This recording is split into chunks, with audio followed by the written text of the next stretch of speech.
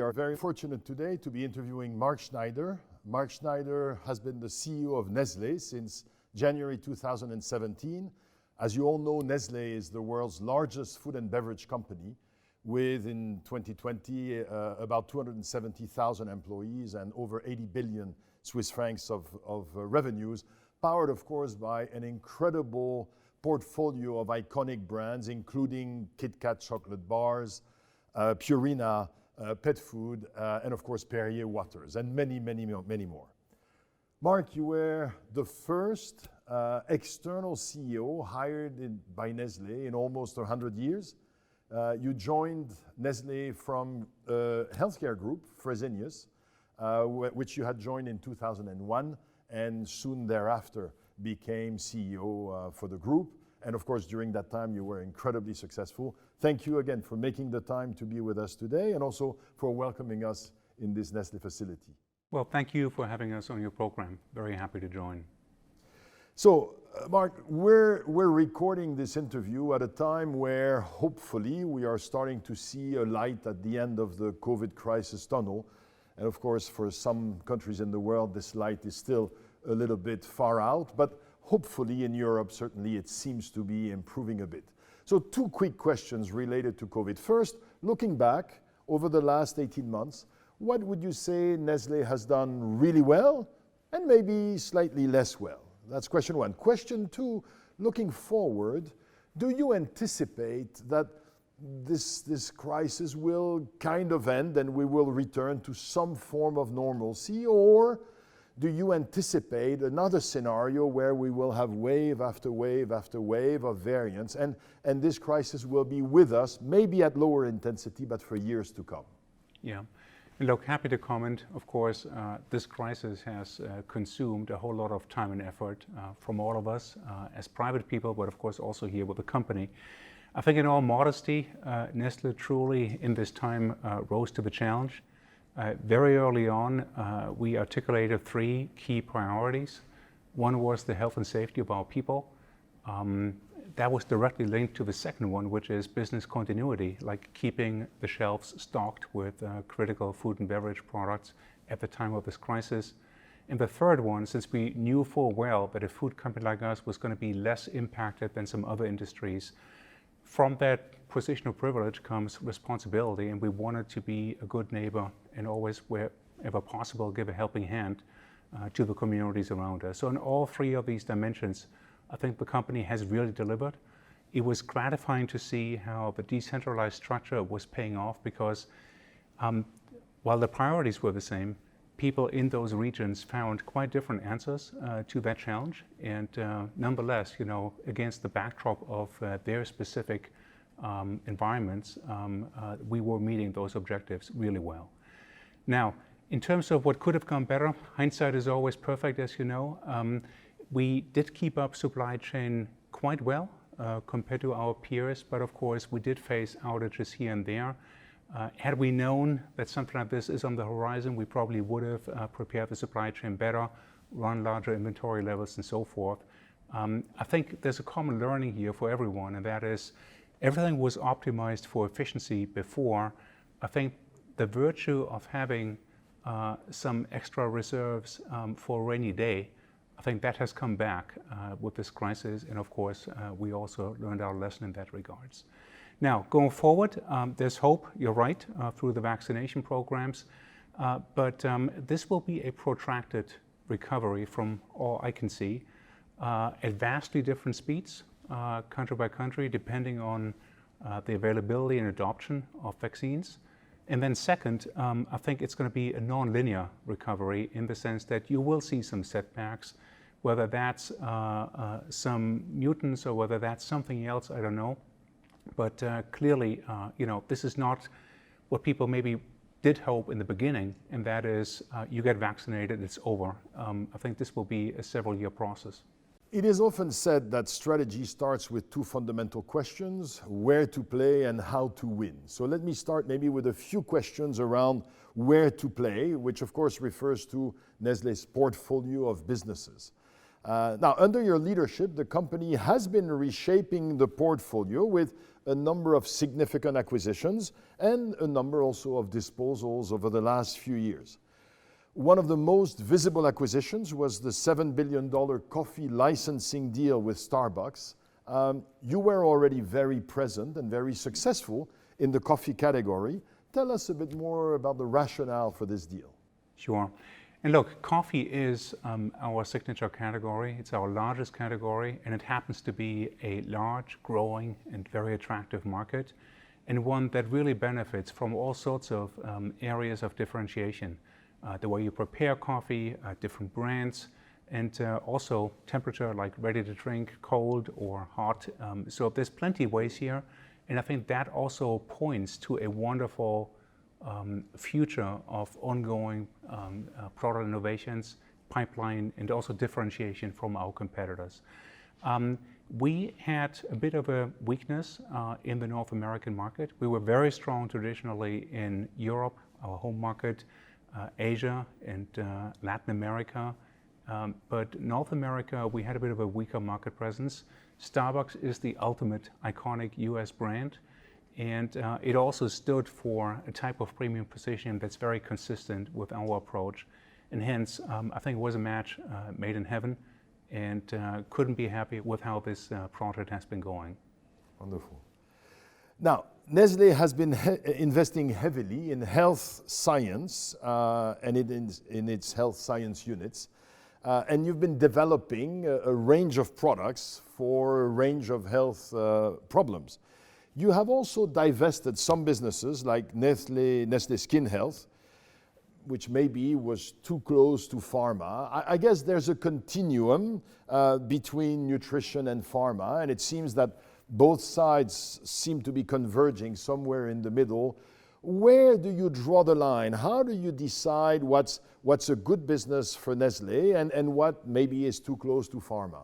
Yeah, we are actually willing to go into pharma and prescription type products, but it has to be anchored in nutrition. And hence our vehicle to do that is Nestlé Health Science. The problem with Nestlé Skin Health was that it really lay outside of the perimeter, which is our sweet spot, and that is food and beverage. So it was really a topical business per se. Whereas, what we believe in is how can we bring in the power of nutrition to the products we offer. And so in that sense, it made sense to focus our efforts and divest of it. In Nestlé Health Science, though, we're very happy. We have a few products that straddle into the prescription area. It's not always easy on a global scale to make that distinction, because sometimes the same nutrition product that could be a prescription in some market could be over the counter in another. We're not typically going high tech. We're not going into injectables, for example. But for what is related to your nutrition processing and digestive tract, frankly, an occasional pharma product here and there adds credibility and makes use of the know-how we have in that space. So the categories that is sometimes referred to as nutraceuticals, that is it's a super promising area. Within scope. Absolutely, and a super promising area as more and more people get so knowledgeable, thanks to Dr. Google, on what is good for them and what they may be lacking in terms of vitamins, minerals, and supplements.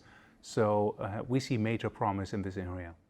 Maybe one more question in this area, because you have referred to personalized vitamins, minerals, and supplements, and you've said they're going to be the next frontier. Now, a few years ago, I remember working with some pharma companies that were talking about personalized medicine. So how will this personalization work? Personalization in our case is probably a little easier than in some other heavy-duty pharma or biotech applications, because there very often you need to have a pretty good understanding of the person's genome. In our case, mostly it's built on questionnaires, lifestyle, diseases you may have, and in the most advanced level it will be a blood test, but it doesn't go deeper than that. And blood tells you the full story in terms of which vitamins, minerals, and supplements may be there at below par level, which may be over-concentrated. So this is where I think you can then tailor those personalized solutions. And so that, I guess that will also capitalize on individuals taking charge of this process, right? Because they would get a blood test, and from there, thanks to Dr. Google, as you called it, they would be able to identify some food and some nutritional components that would be good for them or not good for them. Yeah, in some cases it's people taking charge and then looking up what they need and filling in all the necessary information online and, for example, uploading a blood test if they have one. In other cases, we also go through the healthcare providers and basically have the healthcare provider guide the person through the situation and also the remedies. Now, another area that you divested is the US confectionery business, which you sold to Ferrero, and this business including some very well-known brands like Crunch and Butterfinger, and I remember when I was a kid, Crunch chocolate. Now, confectionery, of course, involves sugar, and sugar has been increasingly fingered as a source of inflammation and also as a source of extra calories. Should we expect the proportion of Nestlé sales coming from sugar-related products to continue to decrease over the next few years, or is that an isolated case? I think the divestment of our confectionery business in the US was more driven by what I call the ability to win, or the lack of it in this case, because we had shrunk to a distant number 4 with market share of less than 5%, and hence with those brands and their brand demographic and price positioning, it was very hard to catch up to the leading pack and then win there. We made it very clear when we reviewed that business and sold the business that this is not a reflection on our confectionery business worldwide, because in some markets we are actually very strong. We're number 1 or 2 and enjoying that leadership position very much. So it was not so much a reflection for or against the category. We do believe that in addition to the sheer nutritional needs that everyone has, food products are also about enjoyment and indulgence. When we play in those segments, we still want to offer the healthiest option, but it's also clear to us that taste and mouthfeel and attributes like this in those categories are decisive. And we really try to cover all aspects of food, not just the one that keeps you alive. Okay. Now, more generally, you've said that plant-based food and plant-based proteins in particular will be, you call it, once in a generation opportunity for Nestlé to regenerate its $12 billion prepared food business. Now, it's also a growing business in its own right. So can you tell us about the direct and also indirect future that you see for plant-based proteins and plant-based foods? Yeah, and the best way to drive that home is to actually show you specifically 2 products that we have recently developed. So you will see on the one hand the inner core of plant-based alternatives. So this would be a plant-based burger patty. This is what really got us onto the market and got us a lot of credibility. But then here is a good example of how you have a product that's not directly related to plant-based or not. It's a pizza, but then the toppings are not meat toppings, they're actually plant-based toppings. And when you take that inner core, in and for itself, it would not be enough to revitalize the entire food category of ours, which is 11 billion. But when you take these derivatives, when you take other products that use plant-based ingredients and hence get premiumized and made more attractive to a younger, better educated and more discerning clientele, then I think you have a chance to premiumize a sector that used to suffer from a larger degree of price pressure than our other categories and also lower growth. And to give you numbers here, this is right now about 200 million Swiss francs in size, growing strongly, double digit. When you include all of those aspects, we're already north of 700 million Swiss francs, also growing double digit. And then you see that over time, this will have a meaningful impact because it keeps growing. There's no end in sight on that entire 11 billion food category. So some direct impact, a nice growing business and plant-based proteins, but then these plant-based proteins can be integrated into a broader product range. Absolutely, absolutely, that's the goal. Okay. Now, shifting to sustainability. Nestlé, of course, is a company that has a very large footprint on the world, particularly because, of course, you're related to agricultural practices, which, of course, raises a number of challenging questions regarding water usage, deforestation, CO2 emissions, or the use of pesticides, just to name a few. Now, all of these are delicate topics. Is there a general Nestlé philosophy on these topics, and how high are these sustainability questions on the agenda of your executive committee and on yours in particular? Yeah.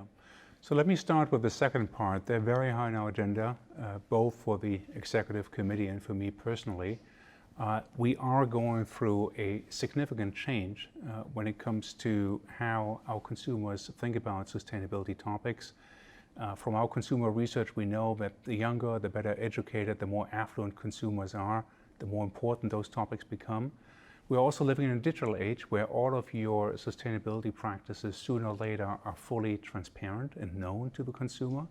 And hence, it's a very clear case to me, if we miss the boat on these trends, we will pay the price down the road in the form of losing consumers and losing market share. So this is in addition to what we ourselves feel was right and wrong, and I'll get to that in a second. It's also about just staying relevant to a consumer that has now different needs from maybe 20 or 40 years ago, and being prepared for that. So in a sense, it's like R&D, it's an investment in future-proofing the company. Now, in our case, I think it's an easy rollout inside the company, because when I look at the Nestlé DNA, for 150 years, we've been dealing with fragile agricultural communities around the world, whether it's in coffee growing or dairy farming or what have you. And we see how dependent these communities are on climate and receiving a proper market price for their crops. And so I think that has taught us early on a strong environmental level of awareness and concern. And so based on that, it was not so difficult inside the company to galvanize the energy and the forces to actually get that work done. So it is the right thing to do, but then in addition to that, it's also something that I think positions us well for the future.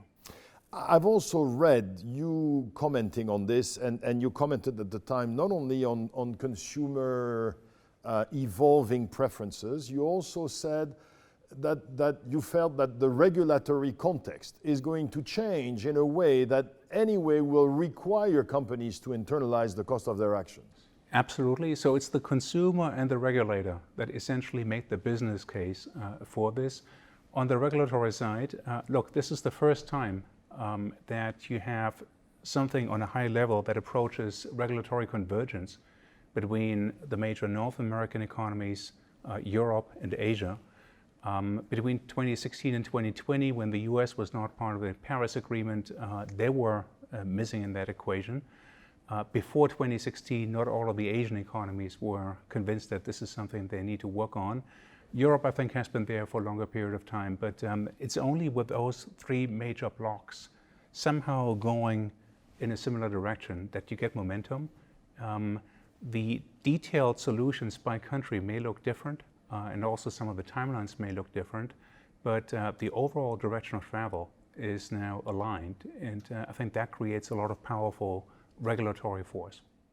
But one last question on this. But even then, so clearly consumers increasingly demanding in this area, regulators hopefully increasingly clear and convergent in this area as well. But there's still some question as to when we will have to do what. So there's still some uncertainty. I mean, I remember some of my clients, they've been expecting carbon pricing, for 15 years. So is there still sometimes when you're in the boardroom, are there still sometimes moments where it's hard to assess whether this is really going to be maximum profitability or not? So is there a moment where you have to give it a leap of faith, or where you have to give sustainability the benefit of the doubt? I mean, there's got to be moments where the numbers don't tell the whole story, right? Look, this is not only the numbers, but let's be clear, this is no different from other business situations. When we develop a new product, how would we know that it's exactly that product the consumer wants a few years from now? or that some other need is addressed here. So there's always an element of risk, and you might get it wrong. And you don't, I mean, when we talk about value maximization, you never get it right to the last centime. But in terms of the overall direction, I think there is no doubt in my mind. Yes, this requires a lot of upfront investment, but I do believe, as mentioned, that there is a good business case for that investment. And now it's about making it happen. It may be a bit easier for the consumer-facing companies because there you have both of these elements kicking in. The consumer, which I think is easier to forecast at this moment, and the regulator. With some of the upstream industries, the ones that are more like business-to-business areas, where it's really only the regulatory side, that may be a little harder then to assess. I'm not surprised when you do an analysis of the companies, for example, that have taken the United Nations 2-degree pledge or 1.5-degree pledge. They skew a little bit towards consumer facing because I think everyone is seeing the same landscape out there when it comes to the new consumer. Maybe related to sustainability, maybe not. I would like to ask you a question about the water business. Some of your predecessors had identified it as an important business for the future.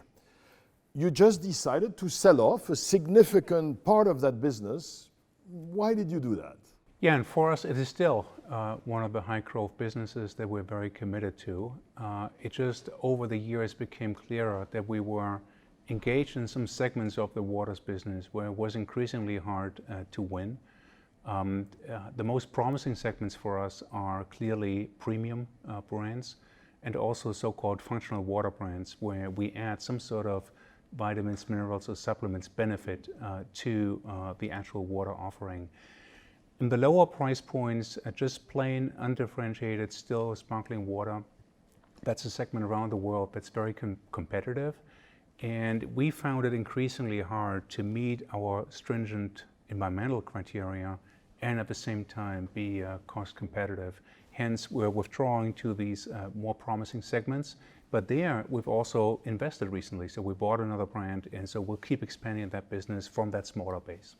Now, shifting from where to play to how to win, let's talk briefly about innovation.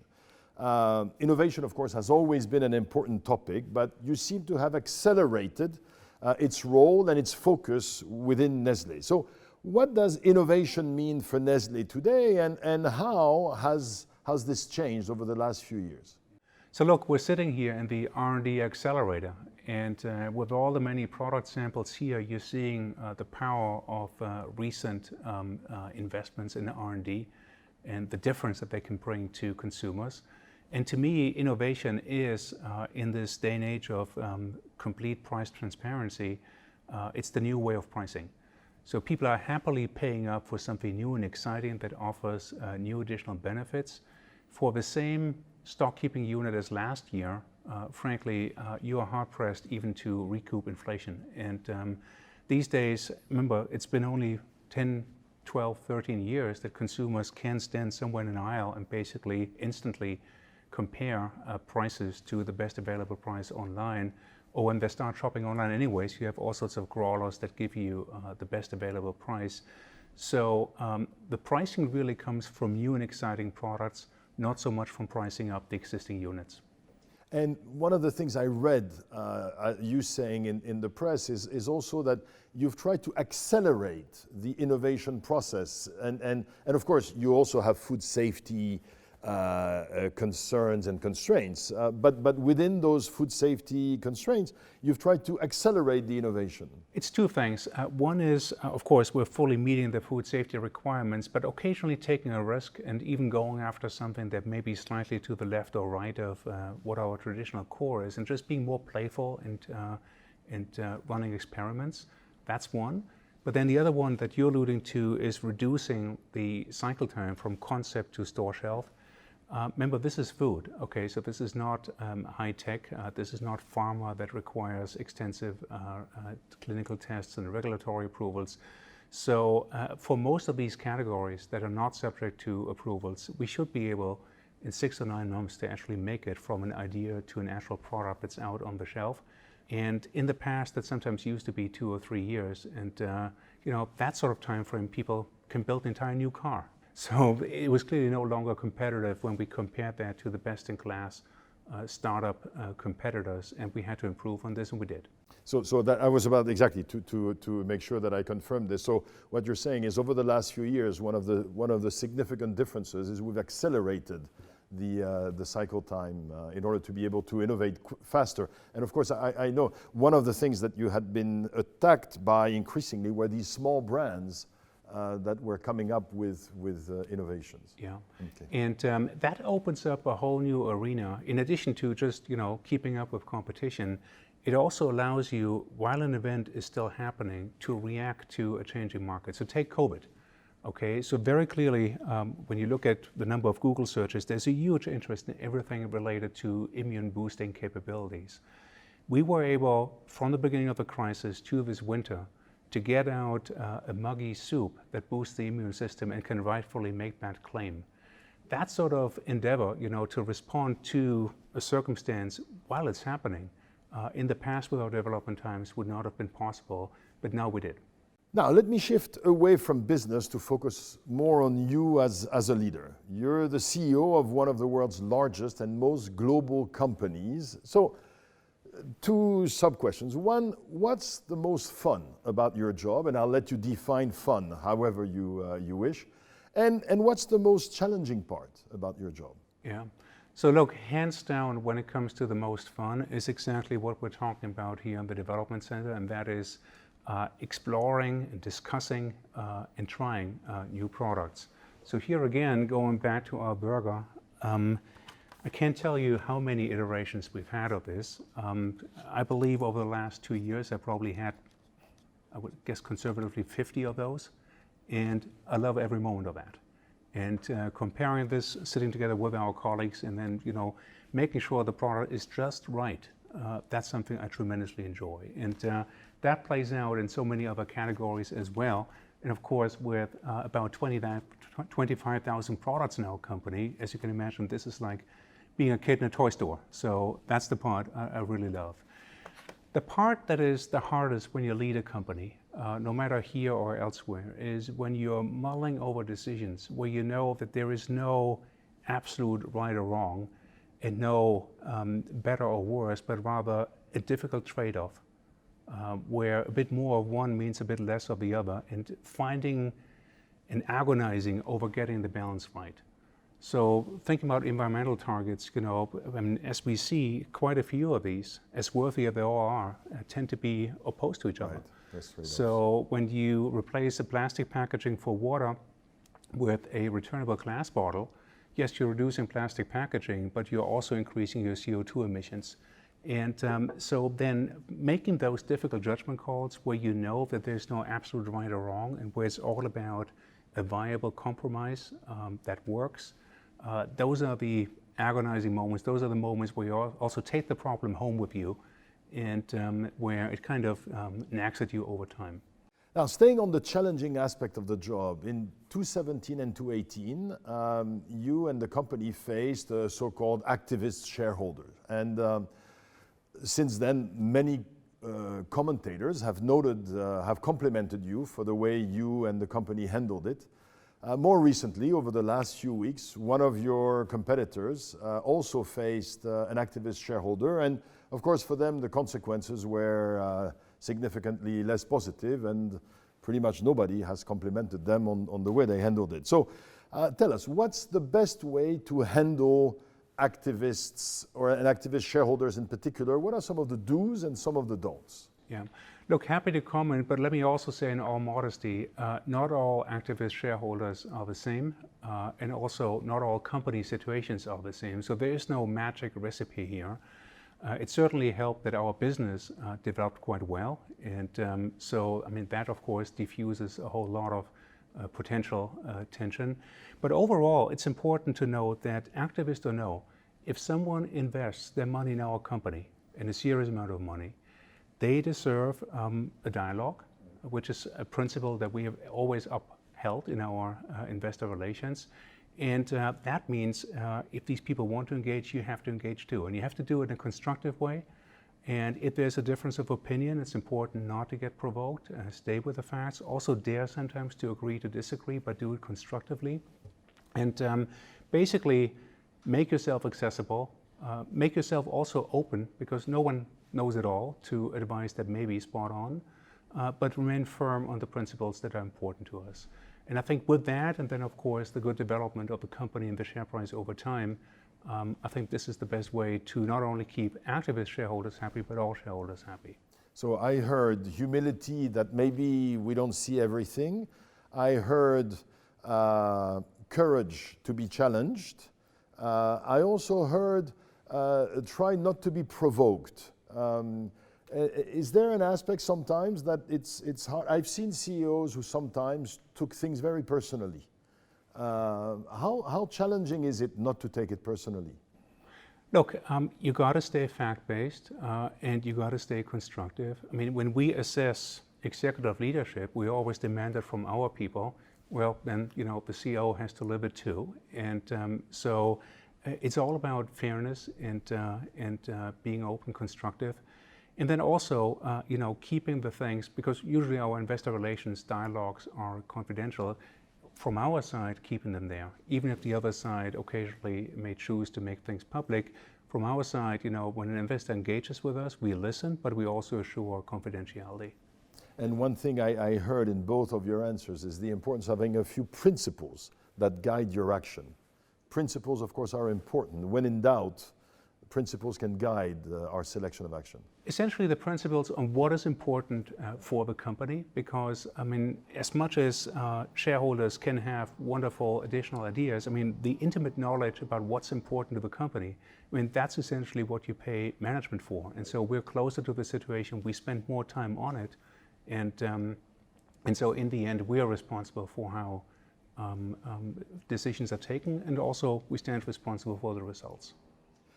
Last question, Mark, and one that is dear to my heart as a professor of leadership. 1991, 30 years ago, you were completing your PhD in economics at St. Gallen, at the University of St. Gallen. Assume that we met then, and we were good buddies then, and then somehow, for any sort of reason, we lose touch, and we reconnect 30 years later, just about now. How different is the Mark Schneider of 2021 from the Mark Schneider of 1991, and how much of those differences, if any, are the result of a conscious and deliberate journey on your part? Yeah, look, very interesting set of questions, and let me start by saying, hopefully he is quite different, and hopefully this would not only apply to the time frame from 91 to now, but also to the time frame from, let's say, 2017 when I took this job to now. My philosophy is life is change. As you go through life, there is, you know, constant learning going on, and being able to take new situations in and kind of reimagine, reinvent yourself, to me is part of life and facing it successfully. The alternative is ossification, and that's not a good thing. Didn't help the dinosaurs, doesn't help us. And so, yeah, I mean, there's certainly aspects over time that I hope will continue to change. And if we sit here 5 years from now, would continue to change. Specifically, you know, since everyone's biography is a little different, 91 was also the starting point to what I call the American chapter in my life. I spent a lot of time in the 90s in the United States. Eventually ended up being a US citizen, taking citizenship in 2003. And yes, that was a period of time, both at university and professionally, that has sort of pushed me a bit out of the European comfort zone where I grew up, and gave me a new angle on quite a few matters, and that left its mark.